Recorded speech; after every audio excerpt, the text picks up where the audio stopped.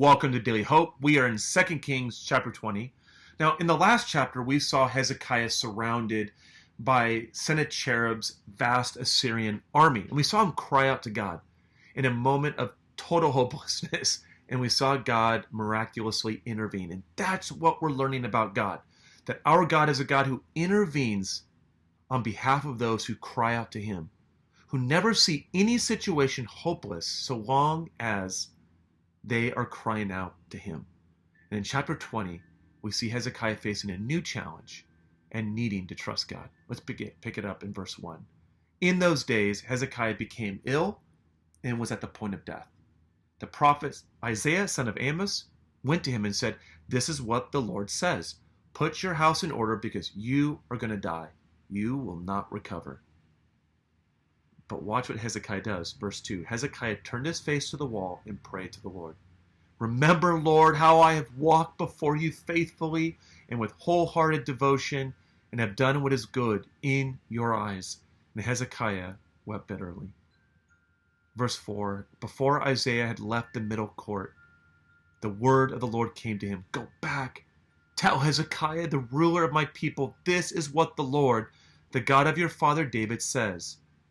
I have heard your prayer." And I just feel like this word right here that we hear from God for Hezekiah is for some of us listening today. Listen to this. "I have heard your prayer and seen your tears. I will heal you."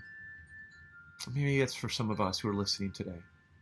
The passage goes on and says, "On the third day from now, you will go up to the temple of the Lord. I will add 15 years to your life, and I will deliver you and this city from the hand of the king of Assyria. I will defend this city for my sake and for the sake of my servant David."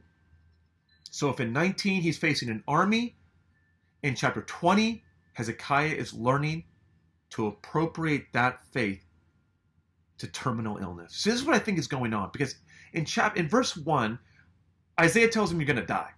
But then in verse 3, or verse 4, 5, he's like, "Oh no, you're going to be healed." So what happens? Was Isaiah wrong? Did God change his mind? This is what I think is going on. I think Hezekiah had not been praying and asking God for help about his illness. Now, we don't know for sure, but this is my guess, that he had not yet learned to appropriate the faith that he had gained in the face of a mighty army to terminal illness. You know how we can do that sometimes? God will show up in one area of our life, but we don't know how to appropriate that faith to a different area of our life. We may learn to trust God with our finances, but we don't apply it to our health. We may trust God with our career and in his intervention there, but we don't learn to appropriate it to our finances, and vice versa.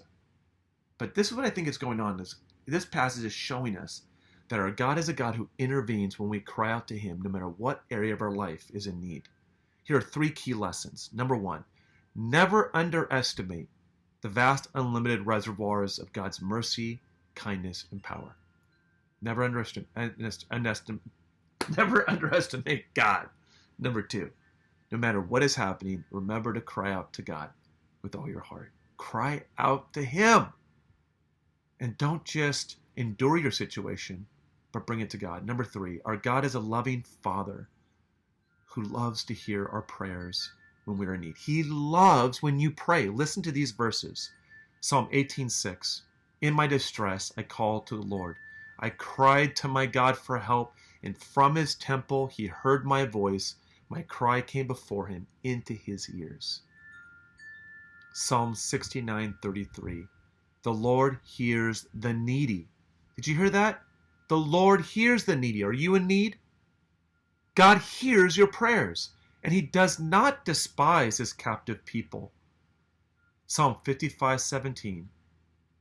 "Evening, morning, and noon, I cry out in distress, and he hears my voice." Listen, sometimes when we cry out, we need to cry out more than once. We need to cry out evening, morning, and noon, over and over.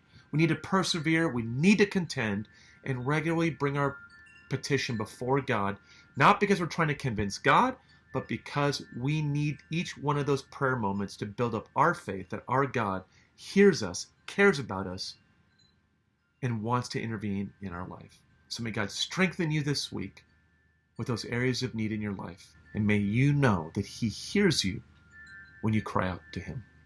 God bless you. Have a great week.